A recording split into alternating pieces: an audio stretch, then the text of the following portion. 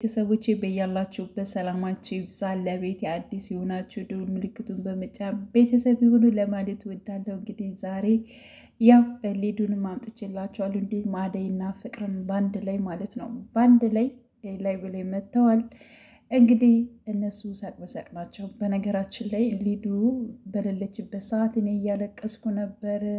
የት ሄደች ብዬ ጋይስ፣ እንዴ ድራማ መሆኑንም አንዳንዴ ያልተርሱት እንጂ መሆናችን እንዴ ድራማ እኮ ነው። እና ዘና ፈታ እያላችሁ እዩ። ከዚያ ውጭ ምንም ነገር የለም። በዚያ ደግሞ እንትና ግሩፕ ነገር እየሰራችሁ ነው። እንደ እውነት ለመናገር አንድ ነገር መናገር የምፈልገው ነገር አለ ማለት ነው። የሆነ ነገር ግሩፕ አድርጋችሁ በዛ ላይ ከምታወሩና በዛ ላይ ጊዜያችሁን ከምታሳልፉ እውነት ለመናገር ማለት ነው ማለት ወዳልሆነ ቦታ ይወስዳችኋል። እና ይሄና አበጋዝ ግሩፕ እንግዲህ አበጋዝ ማን እንደሆነ እንግዲህ የምታውቁት ትኖራላችሁ ብዬ አስባለሁ። እና የነከሌ ደጋፊ ነኝ የነከሌ እንትን ነኝ ምናምን ነገር ከማለት የራሳችሁን ነገር ቻናል ከፍታችሁ እዚያ ላይ ብታወሩ አይሻላችሁም?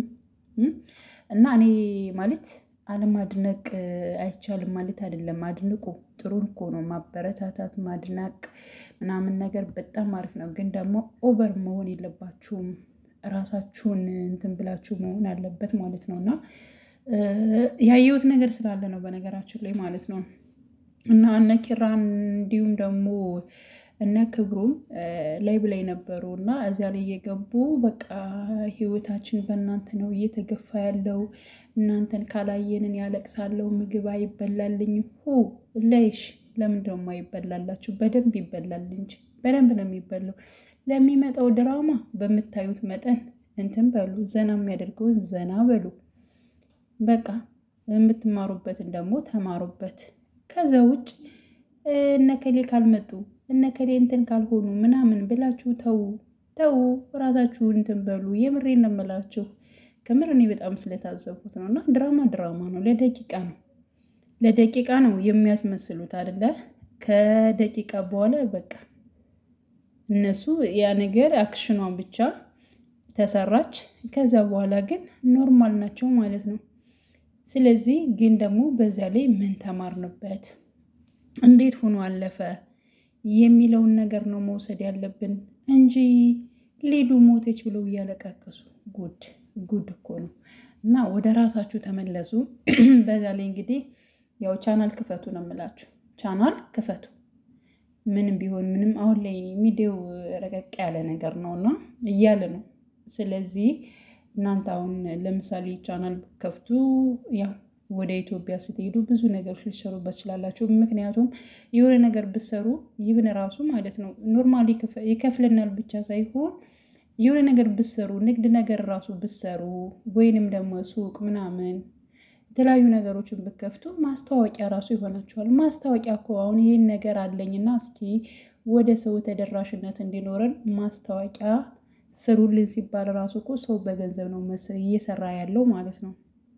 እና በራሳችሁ ቻናል የራሳችሁን ነገር ማስተዋወቅ ትችላላችሁ። ብዙ ነገሮች አሉት። እንደ ኖርማል አስቡት። በቃ ፌስቡክ እንዴት እንደምትጠቀሙበት እንዲሁም ደግሞ ሌላ ሚዲያዎች እንደምትጠቀሙበት ምናምን ነገር እንደዛ የራሳችሁን ነገር ሼር የምታደርጉበት ነገር እንደዛ አስባችሁ ማውራት ከፈለጋችሁ ማለት ነው የራሳችሁን ቻናል ከፍታችሁ አውሩ እንጂ እከሌ እንደዚህ ሆነች እከሌ እንደዚህ ሆነ ብላችሁ እንዴ ለድራማ ማለቃቀስ ምንድን ነው? ተው እንጂ እንንቃ እንጂ መንቃትም አለብን። ተው እና ወደ ድራማው ስመለስ ማለት ነው ጋይስ፣ ሶሪ ወደ ድራማው ስመለስ ያው ሊዱ እንግዲህ ዛሬ ትቀላቀላለች ከነዲብ ጋር እንዲሁም ደግሞ ከአጠቃላይ ማለት ነው በእርግጠኝነት ትቀላቀላለች። በክፍል 50 ትመጣለች የሚል ሀሳብ አለ ማለት ነው። እሱንም እንግዲህ በቀልና እንዲሁም ንጉስ ታሪክ ይሰራሉ። ምክንያቱም እንግዲህ ዴቭ ከቤት ሆኖ እያለቃቀሰ ነው። ሁላቸውም ተጨንቀዋል። እውነት ለመናገር አደይም ለምለምም ባርኮቴም በሊዲያ መጥፋት የተጨነቁ እነሱ ናቸው። ሌላው እንግዲህ ፍቅርና ቤዛ ራስ ወዳድ ናቸው። ራሳቸውን ብቻ ማለት ነው እንትን የሚሉት የሚያስደስቱት ለራሳቸው ብቻ የሚጨነቁት ከዚያ ውጭ ግን ለሌላው ገደል ይግባ የሚሉ ናቸው። ራስ ወዳድ ናቸው፣ ገንዘብ ወዳጅ ናቸው። ፍቅርና ቤዛ በተለይ ቤዛ ደግሞ እንግዲህ ባርኮቴንም እወዳለሁ ብላ ታስመስላለች፣ ታጃጅለዋለች እንጂ ምንም ፍቅር የላትም። ምክንያቱም የኤላን ቤት ለራሴ ለማድረግ ነው የመጣሁት በማለት እንግዲህ ነው እንግዲህ አልፋ እንደውም ከባርኮቴ አልፋ ኤላን ቤት እንግዲህ ቤተሰቦቹ ውጭ ስለሚኖሩ የእሱን ቤት ለራሷ ለማድረግ ነው። ትችላለች። ይሳካላታል ወይስ አይሳካላትም? ወደፊት አብረን። በነገራችን ላይ ለምለም ጠንካራዋ እያለች ይህን ነገር አታደርገውም ማለት ነው። እና ራስ ወዳድ ነች። ደግሞ ስለ አደይ ደግሞ በቃ ከራሷ ደስታ ይልቅ ስለ ሰዎች ደስታ አደይና እንዲሁም ጽናት እኔ ማለት ነው በጣም ነው የሚመሳሰሉብኝ። ምክንያቱም አደይ ከራሷ ደስታ ለሰዎች ደስታ በጣም እንትን የምትል ነች። ለምለም ደግሞ ተከራክራ ምን ብላ መብቷን የምታስከብር ነች። በቃ የእሷ የሆነ ነገር ሰው እንዲነካባት አትፈልግም። እሷም ደግሞ ወደ ሰው ዝር ማለት አትፈልግም። ሰው በሀቅነት መሟገት ትወዳለች እና በጣም ጎበዝ ነች። በጣም አድናቂዋ ነኝ። እና ያው ደግሞ ሊዲያም በነገራችን ላይ በጣም ንጹህ ልብ አላት። እኔ በጣም ያደነኳት በዚያ ውስጥ ሆና እንደዚያ ያስጨነቃት ወይንም ደግሞ አሁን መቶ አረቡ ይወስድሻል ይመጣል እየተባለች እንኳን ማለት ነው አደይን ወደ እኔ እንድትቀርቢ ታደርጊያለሽ ብሎ ሲጠይቃት በፍጹም አላደርገውም ነው ያለችው። እና የሰው ስቃይ ራሱ ያማታል። ተንኮልን በትንሹ ያስተማረቻት በእርግጥ ማለት ነው ያው ፍቅር ነች። ግን ደግሞ እሷ እንደዚህ አይነት ነገሮችን መስራት አትፈልግም።